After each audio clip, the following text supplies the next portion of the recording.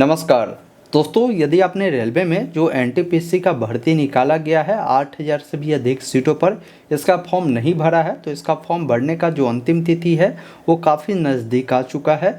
ऐसे में अब लास्ट समय में अगर आप चाहते हैं फॉर्म को भरना तो कैसे फॉर्म को भरना है बिना किसी परेशानी का उसके बारे में जानकारी दूंगा। वैसे मैं आपकी जानकारी के लिए आपको बता दूं, ग्रेजुएशन लेवल भर्ती का फॉर्म भरने का अंतिम तिथि 20 नवंबर ही था, लेकिन इसका लास्ट डेट बढ़ाकर 27 नवंबर कर दिया गया है। तो 27 नवंबर तक इंटर लेवल और ग्रेजुएशन लेवल दोनों का अप्लाई होगा।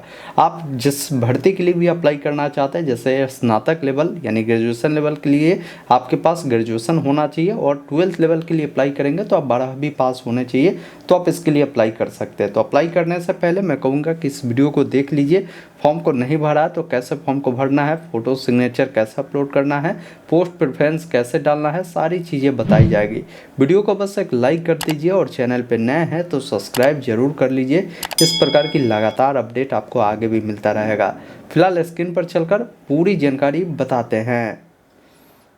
रेलवे एनटीपीसी भर्ती का अगर आपको फॉर्म भरना है तो सबसे पहला काम करें, गूगल ओपन करें। गूगल में लिखना है ऑनलाइन अपडेट STM या वेबसाइट मिलेगा, इससे ओपन करेंगे। थोड़ा सा ब्राउजिंग आपका चेक करेगा, यह वेबसाइट ओपन हो जाएगा। लेटेस्ट जॉब में ही RRB एनटीपीसी वैकेंसी 2025 का लिंक मिलेगा, जिस पर क्लिक करेंगे। ये भर्ती 8875 पद पर है, जिसमें ग्रेजुएशन लेवल और इंटर लेवल दोनों भर्ती को मिलाकर ये भर्ती इतने पदों पर होने वाली है। बाकी नीचे जब आप आएंगे ना तो पूरी जानकारी बताई गई है। जैसे ग्रेजुएशन लेवल पर जो ये भर्ती है 5817 है और इंटर लेवल पर 3058 पदों पर यह भर्ती आपकी होने वाली है। नीचे आएंगे तो यहाँ पर उम्र को लेकर जानकारी दिया है कि उम्र आपका जो ग्रेजुएशन लेवल के लिए होना चाहिए 18 वर्ष कम से कम होना चाहिए और इंटर लेवल वाला के लिए भी आपकी 18 वर्ष होना चाहिए कम से कम फॉर्म भरने के लिए। नीचे आएंगे तो आपको ऑनलाइन अप्लाई का डायरेक्ट लिंक यहाँ पर दिया गया है, इस पर आपको क्लिक करना है। अब आपको देख लेना है कि अगर आप 12वीं पास है तो इंटर लेवल वाला के लिए अप्लाई कीजिए, वही अगर ग्रेजुएशन पास है तो आपको जो है ये 12th लेवल और ग्रेजुएशन लेवल दोनों पोस्ट आपके लिए एलिजिबल होता है। आप दोनों पोस्ट के लिए अप्लाई कर सकते हैं। यहाँ पर आने के बाद आपको कई सारे ऑप्शन है। सबसे पहला ऑप्शन है लॉगिन का। लॉगिन उनको करना है जिन्होंने इससे पूर्व में रेलवे का कोई भी भर्ती आया था, जैसे ग्रुप टी का आया था या अन्य कोई भी भर्ती का फॉर्म रेलवे का पहले से भरा है तो आपका ऑलरेडी OTR हुआ होगा यानी रजिस्ट्रेशन हुआ होगा। आपको लॉगिन वाले विकल्प पर क्लिक कर लॉगिन आप अपने आधार के थ्रू हो सकते हैं या आप अपने जो फॉर्म भरने में मोबाइल नंबर या ईमेल आईडी दिया था उसके माध्यम से हो सकते हैं। तो आपको देखना है कि जो भी जानकारी है तो उसके मदद से आप लॉगिन हो जाइए। अगर पासवर्ड नहीं पता है तो फॉरगेट पासवर्ड के विकल्प पर क्लिक कर अपना mobile number, email ID, date of birth को डालकर चेकबॉक्स पर टिक कर यहाँ से पासवर्ड को फॉरगेट करेंगे तो आपके ईमेल पर पासवर्ड भेज दिया जाता है। अब देखिए, फॉर्म भरने के लिए अगर मान लीजिए पहली बार ही आए हैं, इससे पहले कोई फॉर्म नहीं भरा है, तो आपको यहाँ पर क्रिएट एन अकाउंट का ऑप्शन है, आपको अपना अकाउंट बनाना है। इसके बाद ये पॉपअप आएगा, आप ओके वाले विकल्प पर क्लिक करेंगे। नेशनलिटी में आपको इंडियन चुनना है। फिर पूछता है कि आपका जो भी नाम है आप अपना पूरा नाम लिखेंगे, अपना नाम को दोबारा से टाइप करना है। फिर पूछता है कि यदि आपने कभी भी अपना नाम चेंज किया तो यस करें, नहीं तो आपको नहीं वाले विकल्प पर जो है यहाँ पर क्लिक कर देना है। जो भी आपका डेट ऑफ बर्थ होगा, यहाँ पर कैलेंडर मिलता है। सबसे पहले जो भी आपका साल हो, साल को चुनेंगे। जो भी महीना हो, आप महीना को यहाँ से सिलेक्ट करेंगे और जो भी डेट हो उसको चेंज करेंगे, उससे दोबारा से आपको डालना है। जेंडर बताना है, लड़का है तो मेल, लड़की है तो फीमेल, आप यहाँ से सिलेक्ट करेंगे। फिर आपको जो है अपना जेंडर को दोबारा से कंफर्म करना है।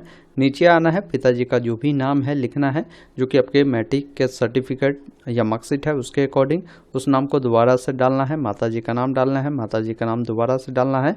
यहाँ पर कॉन्टैक्ट डिटेल में आपका जो भी ईमेल आईडी है डालकर जनरेट ईमेल OTP पे क्लिक करेंगे तो OTP जाएगा, उसको डालकर वेरीफाई करेंगे। अपना मोबाइल नंबर डालेंगे, इस पर भी OTP अनवाकर वेरीफाई करेंगे। उसके बाद नीचे आएंगे, आपको एक पासवर्ड क्रिएट करना होगा जिसमें ABCD का बड़ा अक्षर, कोई भी छोटा अक्षर, कोई भी अंक, कोई भी सिंबल आपको उपयोग करना है। उसी पासवर्ड को दोबारा से आपको कंफर्म करना है। इस चेकबॉक्स पर टिक कर एक ऑप्शन मिलता है preview and create an account का, जिस पर आपको क्लिक करना है। फिर आपका जो डिटेल है आएगा प्रीव्यू के लिए, प्रीव्यू कर अपना अकाउंट यहाँ से क्रिएट कर लेंगे। अकाउंट बन जाने के बाद आपको यहाँ पर देखिए जो लॉगिन का ऑप्शन मिलता है ना, जिस पर क्लिक करना है। लॉगिन आप कैसे होना चाहते हैं, जैसे अभी आपने जो mobile number, email ID form भरने में दिया उसके थ्रू, तो login with RRB account credential पर क्लिक करेंगे। आपको अपना मोबाइल नंबर या ईमेल आईडी कोई एक जानकारी फिल करना है, अपना पासवर्ड को यहाँ पर फिल करना है। इस चेकबॉक्स पर टिक कर लॉगिन वाले विकल्प पर क्लिक करना है। लॉगिन करने के बाद इस प्रकार का इंटरफेस आएगा, जहाँ पर एक ऑप्शन मिलता है ऑनलाइन एप्लीकेशन का, जिस पर आपको क्लिक करना है। अब यहाँ पर आपको बताना है कि आपको जो फॉर्म अप्लाई करना है किसके लिए करना है। जैसे रेलवे में भी कई प्रकार की भर्ती चल रही है, जैसे जूनियर इंजीनियर का है। इसके अलावा देखेंगे ना, एनटीपीसी में ही आपको एक तो है अंडर ग्रेजुएशन लेवल वाला, यानी 12th लेवल पर जो एनटीपीसी निकाला गया उसका है, एक आपको ग्रेजुएशन लेवल का है। और इन दोनों का लास्ट डेट जो है ये 27 नवंबर तक ही रखा गया है, ये भी आपको ध्यान रखना है। तो आपको जिसके लिए भी अप्लाई करना है ना, उसके सामने यहाँ पर सबसे पहला चीज़ है कि आपको बताना होगा कि आपको अप्लाई जो करना है किस जोन से करना है। आपको जोन का जो सिलेक्शन है वो करना होगा। बाकी जोन को आप सेलेक्ट करने से पहले एक बार आप नोटिफिकेशन में देख ले कि किस जोन में कितनी भर्ती है, किस कैटेगरी में, उसी अकॉर्डिंग आप जोन का जो चुनाव है वो करेंगे। उसके बाद जो ये दोनों चेकबॉक्स मिलता है ना, इस पर आपको टिक करना है। नेक्स्ट वाले विकल्प पर आपको क्लिक करना है। अब यहाँ पर देखेंगे ना, आपकी लगभग जानकारी पर्सनल डिटेल में फिलअप रहता है, क्योंकि आपने OTR में जो जानकारी दिया उसके बिहेव पर जानकारी फिल रहता है। आपको कुछ जानकारी जो है यहाँ पर भरने होंगे, जिसमें सबसे पहला चीज़ है कि आपको बताना होगा कि आपकी शादी हो चुकी है तो मैरिड, अन्यथा अनमैरिड वाले विकल्प पर आपको क्लिक करना है। रिलीजन बताना है, किस धर्म से बिलोंग करते हैं, हिंदू, मुस्लिम, सिख, ईसाई, बौद्ध, जैन, सभी जो है रिलीजन का नाम मिलता है। आप अपना रिलीजन का नाम चयन करेंगे। यहाँ पर देखिए मातृ लैंग्वेज आपको बताना है। उसके बाद यहाँ पर आपको बताना है कि आप जो एग्ज़ाम देना चाहते हैं वो किस लैंग्वेज में देना चाहते हैं, उस लैंग्वेज का चुनाव करेंगे। आपके बॉडी में कोई ऐसा निशान है जो परमानेंट निशान हो, जैसे कटा का हो, जला का हो, उसके बारे में लिखेंगे। नहीं है तो यहाँ पर नो मार्क आप लिख सकते हैं। उसे दोबारा अगर मान लीजिए आपके बॉडी में निशान है तो यहाँ पर आप लिख सकते हैं, नहीं तो इसमें भी नो मार्क आप लिख सकते हैं।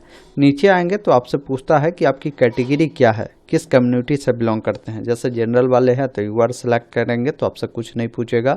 वही अगर आप SC चुनेंगे तो बोलेगा कि SC ST के केस में बोला गया कि सेंट्रल लेवल वाला जो कास्ट सर्टिफिकेट है देना है।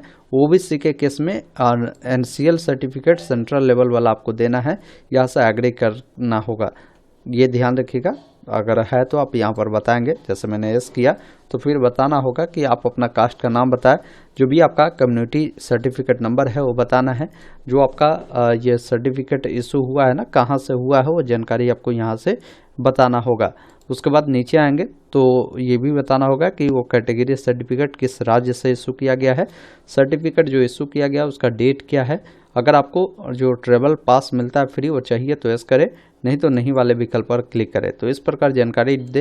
वही OBC है तो OBC को चुनेंगे तो यहाँ से एग्री करना है, फिर बताना है। जैसे OBC मैंने चुना तो पूछता है कि अगर आप NCL से बिलोंग करते हैं या आप जो है क्रीमी लेयर से बिलोंग करते हैं। NCL से वो बिलोंग करता है जिनकी पारिवारिक इनकम 8 लाख से कम होता है। अगर 8 लाख से अधिक है तो आप क्रीमी लेयर में आते हैं, आपको कोई छूट का बेनिफिट नहीं मिलता है, ये ध्यान रखिएगा। अगर वही आप NCL चुनते हैं ना तो फिर आपको अपना कास्ट का नाम, जो भी आपका NCL सर्टिफिकेट नंबर है, वो सर्टिफिकेट आपने कहाँ से बनाया है वो जानकारी बताएंगे, किस राज्य से बना हुआ है और सर्टिफिकेट कब इशू किया गया है वो जानकारी देना है।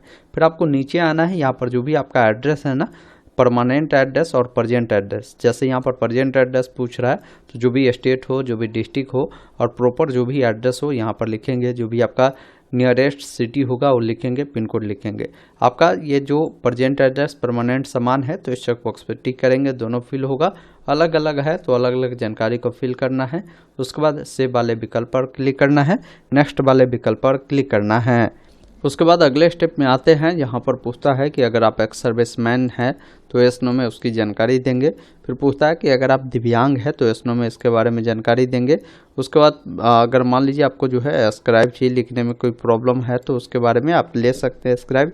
वही कोई कैंडिडेट EBC वाले हैं तो इनको फी में भी छूट मिलता है तो चाहिए तो आप यहाँ पर एस करेंगे, तो आई एग्री करना है। फिर बताना है कि भाई जो EBC आपने बताया है तो इसके लिए कोई डॉक्यूमेंट आप दीजिए, या तो EBC सर्टिफिकेट या BPL कार्ड है तो उसको भी दे सकते हैं, तो है तो आप दीजिए, उसके बाद बताएंगे कि ये जो आपने डॉक्यूमेंट डाला है वो कहाँ से इशू किया गया है, और डॉक्यूमेंट का जो सर्टिफिकेट नंबर क्या है, इशू डेट क्या है वो बताएंगे। अगर नहीं है ऐसा तो आप नो करिएगा। फिर नीचे आएंगे, यहाँ पर बताना है कि अगर आप रेलवे के एम्प्लॉय है तो यस करें, नहीं तो नहीं वाले विकल्प पर क्लिक करें। करेंटली में अगर आप कहीं भी मान लीजिए जॉब करते हैं, चाहे सेंट्रल गवर्नमेंट का हो, स्टेट गवर्नमेंट का हो या PSU का हो, बताएंगे, नहीं तो नॉट अप्लीकेबल वाले विकल्प को सिलेक्ट करेंगे। उसके बाद यहाँ पर क्या है ना कि आपको रिफंड भी होते हैं, जो भी फी लगते हैं OBC को जैसे 500 लगता है ना, तो CBT देने के बाद 400 रिफंड होता है। SC ST फीमेल को 250 लगता है, तो 250 का 250 रिफंड हो जाता है। तो रिफंड चाहिए तो वो अकाउंट किनके नाम से है उनका नाम लिखेंगे, अकाउंट नंबर देंगे, अकाउंट नंबर को दोबारा डालेंगे, IFSC कोड डालकर कंफर्म करेंगे तो बैंक का नाम और जो भी बैंक का एड्रेस होगा वो देखने को मिलेगा। उसके बाद जानकारी को यहाँ से सेव करना है, फिर नेक्स्ट वाले विकल्प पर क्लिक करना है। इस प्रकार ये जानकारी सेव होगा। अब क्वालिफिकेशन वाले में आते हैं, जिसमें सबसे पहला चीज़ है कि मैट्रिक के बारे में बताना होगा। जैसे मैट्रिक आपने किस राज्य से किया है, किस जिला से किया है, किस बोर्ड से किया है, उसका नाम लिखेंगे, कब पास किए थे, पासिंग डेट, ईयर, मंथ को चुनेंगे, रोल नंबर को डालेंगे, मैट्रिक का जो भी सर्टिफिकेट नंबर है या जो भी आपका ये सीरियल नंबर है उसको आप डालेंगे। फिर यहाँ पर आपसे पूछता है कि अगर आप जो है इंग्लिश, हिंदी, कंप्यूटर का टाइपिंग जानते हैं तो यस करेंगे, नहीं जानते तो नो करेंगे। तो फिर जो टाइपिस्ट वाला जो भी पोस्ट है ना उसके लिए एलिजिबल आप नहीं होंगे। उसके बाद अपने जानकारी को ऐड करेंगे, या पहले से ऐड होगा उसको अपडेट करना है तो अपडेट करेंगे। फिर अगर आप इंटर वाले के लिए अप्लाई करते हैं तो यहाँ पर इंटरमीडिएट की जानकारी आपको ऐड करना है। ग्रेजुएशन वाला के लिए अप्लाई करते हैं तो बैचलर डिग्री को सेलेक्ट करेंगे, जिसमें आपको बताना होगा जैसे ग्रेजुएशन जो आप कर रहे हैं तो इसमें जो सब्जेक्ट है ना बैचलर डिग्री चुनेंगे, स्टेट आपको चुनना है, डिस्ट्रिक्ट चुनना है, जो भी आपका कॉलेज यूनिवर्सिटी का नाम होगा चुनेंगे, कब पास किए है, पासिंग डेट, मंथ, ईयर को चुनेंगे, परसेंटेज डालेंगे। उसके बाद इसको भी ऐड करना है। उसके बाद नेक्स्ट वाले विकल्प पर क्लिक करेंगे। फिर आप अगले स्टेप में आते हैं। देखिए यहाँ पर आने के बाद फ़ोटो आपको अपलोड करना होता है। फ़ोटो कलरफुल मांगा गया है। यहाँ पर देखिए कुछ सिंपल इन्होंने बताया है। जब इस पर क्लिक करेंगे तो बोला है कि इस प्रकार का फ़ोटो जो है ये रिजेक्ट किए जाएंगे, इस प्रकार का फ़ोटो आपका एक्सेप्ट होने वाला है।